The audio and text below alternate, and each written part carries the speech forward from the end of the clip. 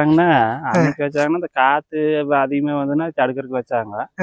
அப்புறம் அது நம்ம எப்படி யூஸ் பண்றதுன்னா புளிங்காய் காலத்துக்கு புளிங்காய் பிடிச்சி விழுகுது.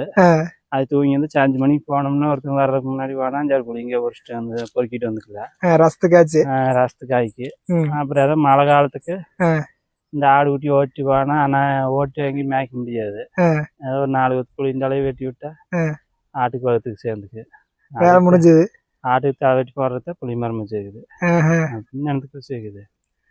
இந்த மாதிரி ஊராக வச்சுட்டாங்க பிரச்சனை இல்லை ஆடு குட்டிக்கு. அப்படியே எங்க வைக்கிறாங்க வைக்கக்குள்ளேயே போய் திங்கிட்டு வந்துடுதாச்சு. வச்சுட்ட மாதிரி மந்தா திணிச்சு இவனுக்கு போனான்னா அடிவாடு நறுக்கி எஞ்சி போட்டு வந்துடுவேன்.